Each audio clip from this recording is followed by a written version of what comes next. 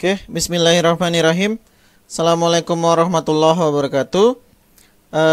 Selamat pagi untuk Ananda semuanya, terutama untuk Ananda kelas 10. Selamat menempuh di jenjang SMA. Nah, mudah-mudahan di masa SMA ini kalian bisa mengembangkan potensi yang ada di dalam diri kalian semuanya. Baik anak-anak, di video pertama kali ini Bapak akan membahas materi kimia. Materinya masih materi pengantar, yaitu tentang hakikat ilmu kimia, kemudian materi dan klasifikasinya atau pengelompokannya. Nah, di SMP tentu kalian sudah pernah belajar yang berkaitan dengan ilmu kimia. Contoh misalkan belajar tentang zat aditif, atau mungkin belajar tentang apa lagi ya kalau di SMA. Mungkin ada sifat asam basa, kemudian ada pemisahan, ya, dan seterusnya. Nah, dari beberapa contoh yang sudah kalian pelajari dari jenjang SMP, apa sih yang kalian ketahui tentang ilmu kimia? Secara mayoritas kalau untuk masyarakat itu kalau sudah dengar kata kimia, ya pasti kaitannya dengan bom, dengan nuklir dan lain sebagainya. Ya, padahal kita ruang lingkupnya tidak hanya itu saja. Banyak yang kita pelajari dalam kaitannya dengan ilmu kimia. Nah, secara definisi ilmu kimia itu adalah ilmu yang mempelajari tentang materi dan perubahan dari materi tersebut atau perubahan materi, serta ada satu lagi, dan energi yang menyertai materi, yang menyertai perubahan materi. Ya, jadi yang dipelajari adalah materi, perubahan, sama energi yang terlibat dalam perubahan materi tersebut. Nah, sekarang jadi pertanyaan, materi ini apa sih materi? Ya, jadi materi di sini beda dengan materi, ya, materi-materi pelajaran. Ya. Nah, contoh materi ada banyak. Ini ada beberapa contoh materi. Ada baking soda, kemudian ada sitrun. Ya, sitrun biasanya ini dipakai untuk membuat manisan atau apa ya biasanya? Untuk memberikan rasa asam biasanya pada minuman. Ini ada satu lagi, minuman bersoda atau mereknya Bicola. Nah, ini contoh materi. Jadi materi ini segala sesuatu yang menempati ruang dan memiliki massa. Menempati ruang artinya dia punya volume. Jadi kalau ini misalkan ada ruang kosong, ya, ada ruang kosong, terus barang ini kita pindahkan ke sini. Artinya barang ini atau materi ini menempati ruangan yang ada di sini. Ya, massa, kalau memiliki massa, otomatis kalau seandainya kita timbang menggunakan neraca, dia terdeteksi massanya. Ya, jadi ruang lingkupnya materi itu yang dipelajari dalam ilmu kimia adalah materinya. Sedangkan materi secara definisi adalah segala sesuatu yang menempati ruang dan memiliki massa. Nah, sekarang menjadi pertanyaan, apakah materi, semua yang ada dalam materi ini kita pelajari dalam ilmu kimia? Ya, tentu tidak. Ya, tidak semuanya yang ada dalam materi itu kita pelajari. Contoh misalkan ini Bicola. Ya, kalau dalam proses pembuatannya mungkin ada ilmu kimia yang diintegrasikan atau yang diinkludkan ke dalam pembuatan minuman tersebut. Ya, misalkan menggunakan pengawet ataupun pewarna makanan dan lain sebagainya. Tapi kalau untuk segi pemasaran itu bukan lagi urusan ilmu kimia. Ya, kalau sudah pemasaran mungkin kaitannya dengan ilmu biologi. Nah, termasuk ini juga asam sitrun ataupun baking soda. Nah, ya, ruang lingkup yang dipelajari dalam ilmu kimia, contoh nih, Bapak ambil sampel minuman bersoda ini. Di dalam minuman sampel bersoda ini, biasanya kalau kalian membeli suatu produk makanan atau minuman, di belakangnya itu ada tulisan komposisi, ya, atau bahan-bahannya. Nah, kalau minuman bersoda komposisinya apa ya? Yang pasti yang pertama ada, nah tentu ada soda kue atau baking soda itu sendiri.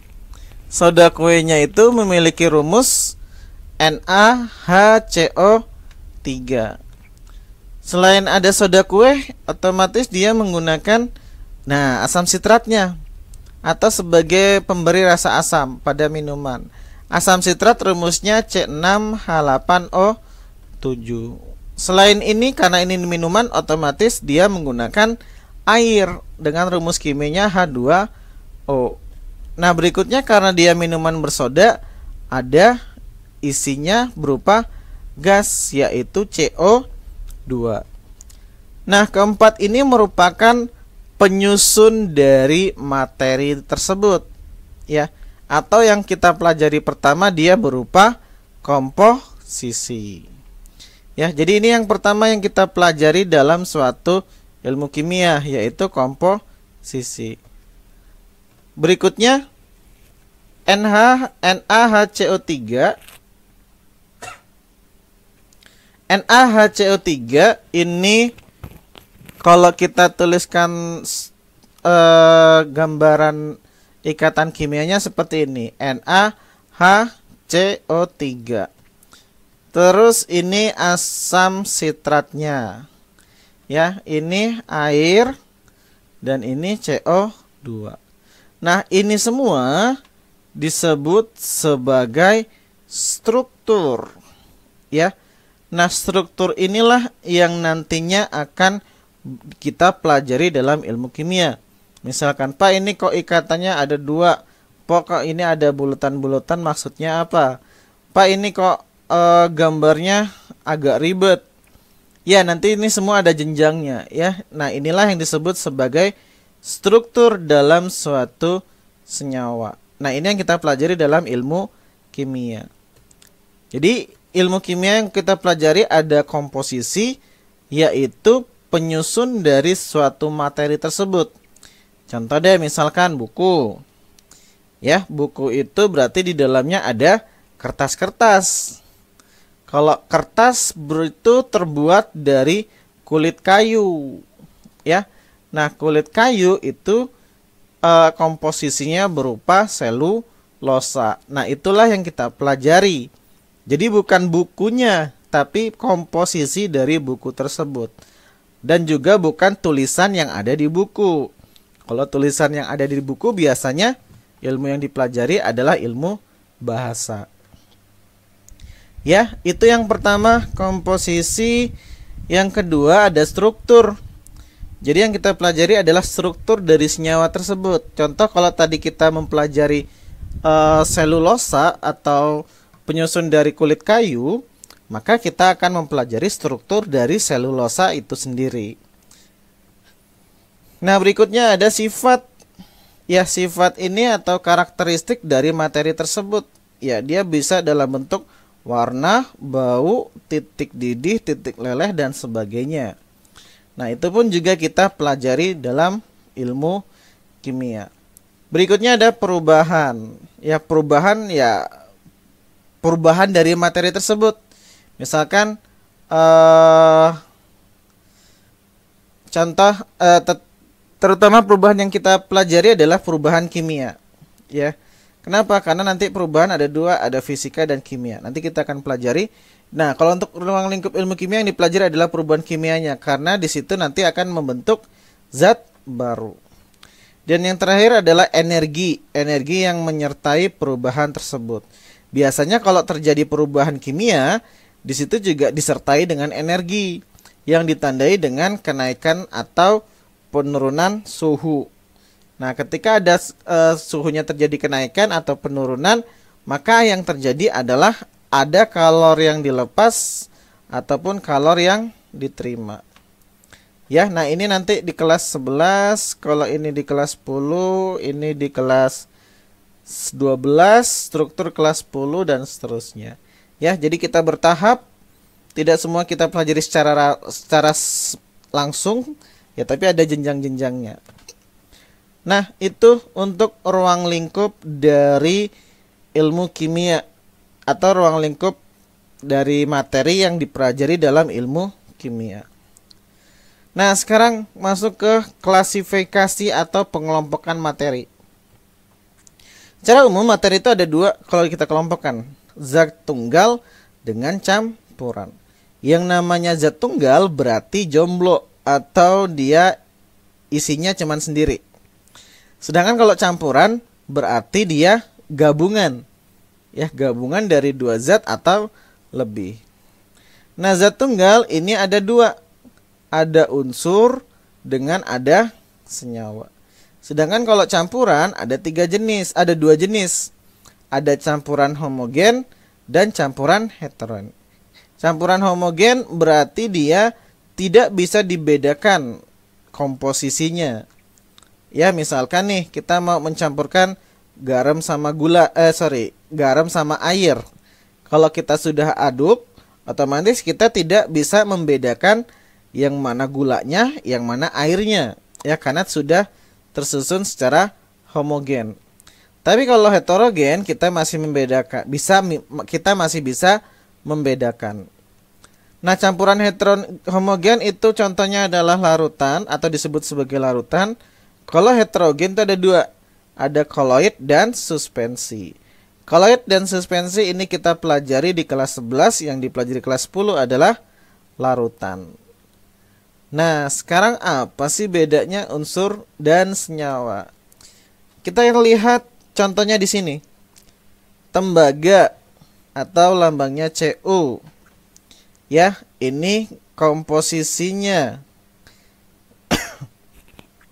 Kemudian ada air, lambangnya H2O. Ini strukturnya, ya. Ada H-nya ada 2, O-nya ada 1. Sedangkan ini bulat-bulat ini berupa atom. Sedangkan yang ini juga atom sih.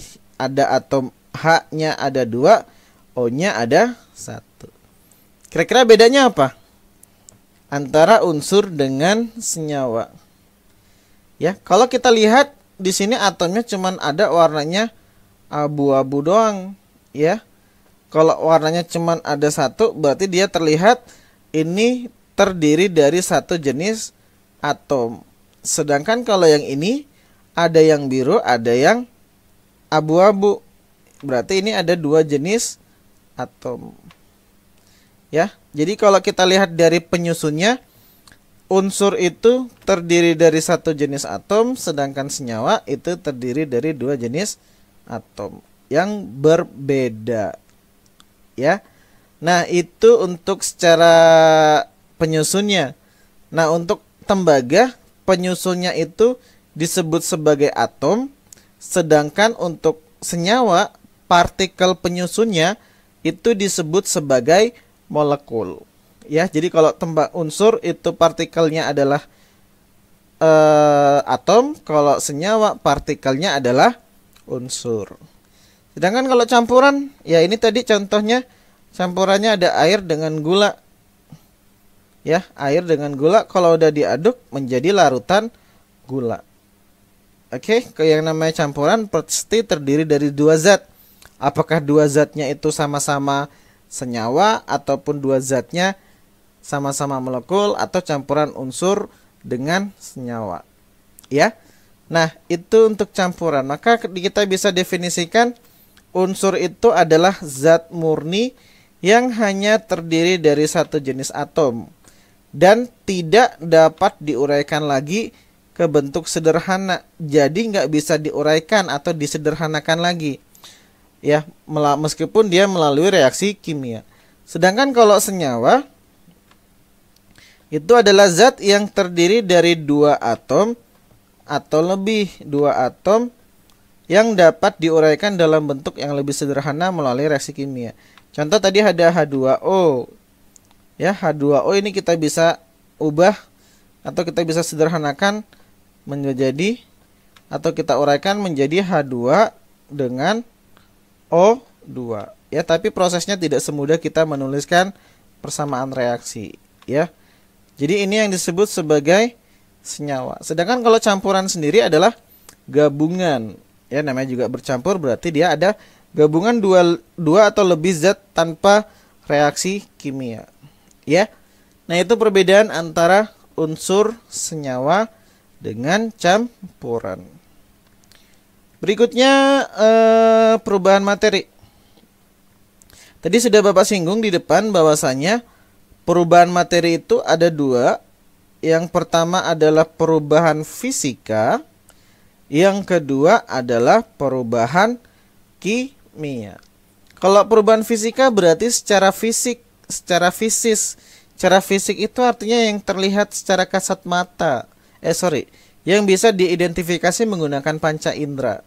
Nah, dalam perubahan fisika ini dia tidak terjadi atau tidak menghasilkan zat baru. Jadi kalau zat tersebut berubah dan isinya masih sama, itu yang disebut sebagai perubahan fisika. Contoh sederhana ya, dari pelajaran SD sampai SMP itu sudah diajarkan tentang perubahan wujud.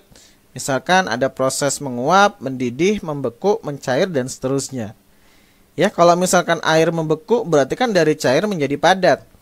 Ya, komposisinya pun masih sama, masih sama-sama berupa air. Hanya wujudnya saja yang berbeda, satunya cair, satunya padat. Kemudian untuk perubahan kimia itu dia menghasilkan zat baru. Jadi kalau perubahan kimia itu pasti ada zat baru yang terbentuk. Itulah yang disebut sebagai perubahan kimia. Nah, ciri-cirinya perubahan kimia, yang pertama itu terjadi perubahan warna. Contohnya, misalkan ini kembang api. Ya, jadi warna-warna kembang api ini adalah hasil reaksi yang ada pada komponen kembang api tersebut. Contoh lain misalkan, nah ini biasanya kalau yang tanpa sadar kita motong apel terus kita diamin aja, akhirnya lama-lama berwarna coklat. Ya, ini pun juga termasuk perubahan kimia, yaitu reaksi antara apelnya tadi dengan udara di sekitar atau dengan oksigennya, ya, atau prosesnya namanya oksidasi. Nah, itu contoh untuk yang perubahan pertama, ciri-ciri yang pertama yang itu terjadi perubahan warna. Yang kedua, terbentuk endapan. Endapan itu artinya padatan ya. Jadi ada padatan baru yang dihasilkan. Contoh nih, misalkan kalau kita, misalkan kalau ada besi terus sering kena udara, ini lama-lama ada karatnya. Ya, karatnya ini adalah endapan yang barunya tadi. Nah, inilah ciri-ciri yang kedua dari perubahan kimia, yaitu terbentuk endapan. Yang ketiga, itu terbentuk gelembung gas. Contoh sederhananya, ya kalau misalkan kita mau minum suplemen, misalkan contohnya CDR, ya CDR itu kalsium diredoxon. Jadi ini ketika dimasukkan air ada seperti gasnya. Ya, nah gasnya itulah yang merupakan ciri dari perubahan kimia tadi. Perubahannya apa? Di sini ada padatannya, kemudian bercampur dengan air dan menghasilkan gelembung gas. Ya, nah kalau dipegang gelasnya ini akan terasa lebih dingin dibandingkan sebelumnya. Kalau dianya terasa lebih dingin, maka terjadi perubahan suhu. Nah, selain ini yang terbentuk gas ada lagi, misalkan kalau mau kita buat kue, kita pengen kuenya itu mengembang. Ya, kalau pengen kuenya mengembang biasanya kita menggunakan soda kue. Nah, kalau mengembang berarti di dalamnya ini ada gasnya. Dari mana gasnya dibentuk? Gasnya dari reaksi antara soda kue dengan asam yang ada pada telurnya tadi, atau mungkin dengan soda kue ketika dipanaskan. Ya, dia akan membentuk gelembung gas CO2. Gas CO-nya 2 ini terperangkap di dalam kue sehingga kuenya ini akan terasa lebih lembut. Ya. Nah, yang terakhir adalah terjadi perubahan suhu. Kalau terjadi perubahan suhu berarti sebelum dicampurin misalkan awalnya suhunya mungkin 25. ketika udah dicampurin tiba-tiba langsung panas, ya. Nah, itulah contoh perubahan suhu. Misalkan dalam kehidupan sehari-hari kalau kita mau ngebakar kayu, setelah dibakar kan kayunya terasa panas, ya. Jadi dia terjadi perubahan suhu. Ada zat barunya nggak? Ada. Apa buktinya ada zat baru? Buktinya ada abu. Nah, abunya itulah hasil dari pembakaran, atau mungkin ada asapnya, ya, yang merupakan hasil dari proses pembakaran. Jadi itu contoh dari perubahan materi, terutama untuk perubahan kimia. Oke anak-anak, mungkin sampai di sini dulu untuk materi Bapak. Nanti kita akan lanjutkan lagi tentang pemisahan campuran, ya. Kita review pengantar atau materi-materi yang ada di SMP. Oke, cukup sampai di sini dulu. Kalau ada yang ingin tanyakan, bisa ditanyakan via WA ataupun secara virtual menggunakan meeting Zoom meeting. Oke, Bapak cukupkan sampai di sini. Terima kasih atas perhatian kalian. Bapak akhiri, assalamualaikum warahmatullahi wabarakatuh.